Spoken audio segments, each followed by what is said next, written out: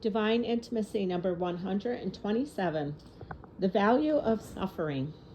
Presence of God.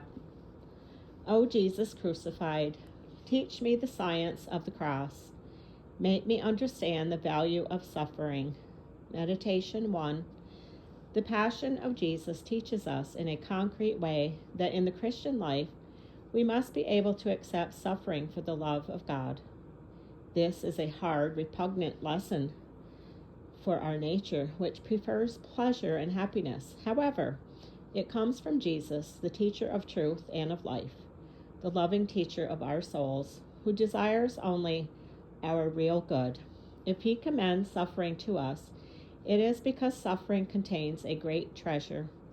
Suffering in itself is an evil and cannot be agreeable if Jesus will to embrace it in all its plenitude, and if he offers it to us, inviting us to esteem and love it, it is only in view of a superior good which cannot be attained by any other means, the sublime good of the redemption and the sanctification of our souls. Although man by his twofold nature is subject to suffering, God willed to exempt our first parents from it by their preternatural gifts. But through sin, these gifts were lost forever, and suffering inevitably entered our life. The gamut of sufferings which has harassed humanity is the direct outcome of the disorder caused by sin, not only by original sin, but also by actual sins. Yet the Church chants, "Oh, happy fault." Why? The answer lies in the infinite love of God, which transforms everything and draws from the double evil of sin and suffering the great good of the redemption of the human race.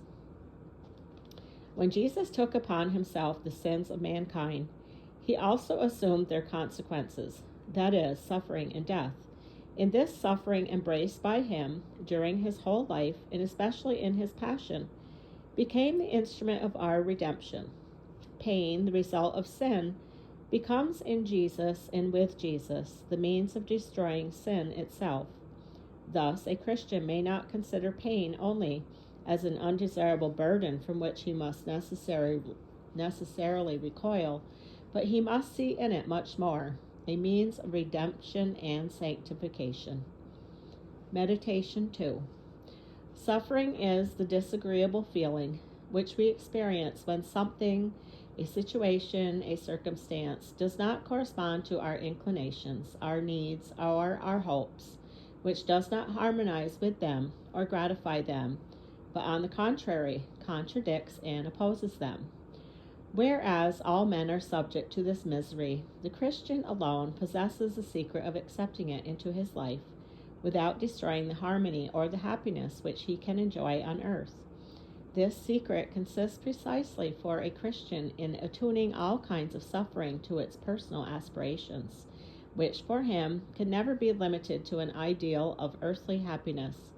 This harmony is possible, for that which appears to be opposition and disagreement from one point of view often turns into profit when seen in a different light. Thus, for example, physical suffering, cold, hunger, illness, while unpleasant to the body, can be very useful for the attainment of a moral and supernatural good, such as the acquisition of virtue or progress in holiness. If, from a purely human viewpoint, some sufferings seem inopportune and useless, they are never so when regarded supernaturally. To them that love God, all things work together unto good. Romans 8:28. Even the greatest calamity, private or public, can become a precious and most effective means of elevating the soul. Every kind of suffering can then be made conformable to the highest ideals of the Christian: eternal salvation, sanctity, the glory of God, the good of souls. But this congruity is impossible without love, or rather, it will be possible only in proportion to our love, for it was by love alone that Jesus transformed the cross, a terrible instrument of torture, into the most efficacious instrument for the glory of God and the salvation of mankind. It is the same for us. Charity, the love of God and of souls, will enable us to accept any kind of suffering, harmonizing with it harmonizing it with our loftiest aspirations. In this way, suffering finds a place, a very important place, in our life, without destroying our peace and serenity. On the contrary, our spirit is dilated under an increasingly generous inspiration unto an even greater love. As a result, we shall be happy, even while we are experiencing pain. Behold, how Jesus has transformed suffering. Behold, the value conferred on it by his passion. Colloquy. O Lord, you do not like to make us suffer, but you know it is the only way to prepare us to know you, as you know yourself, to prepare us to become like you. You know well that if you sent me to but a shadow of earthly happiness, I should cling to it with all the intense ardor of my heart. And so you refuse me even this shadow, because you wish that my heart be wholly yours. Life passes so quickly that it is obviously better to have a most splendid crown in a little suffering than an ordinary crown in no suffering. When I think that for a sorrow born with joy, I shall be able to love you more for all eternity, I understand clearly that if you gave me the entire universe with all its treasures, it would be nothing in comparison to the slightest suffering. Each new suffering, each pang of the heart is a gentle wind to bear to you, O Jesus, the perfume of the soil that loves you. Then you smile lovingly and immediately make ready a new grief, and fill the cup to the brim, thinking the more the soul grows in love, the more it must grow in suffering too. What a favor, my Jesus, and how you must love me to send me suffering. Eternity itself will not be long enough to bless you for it.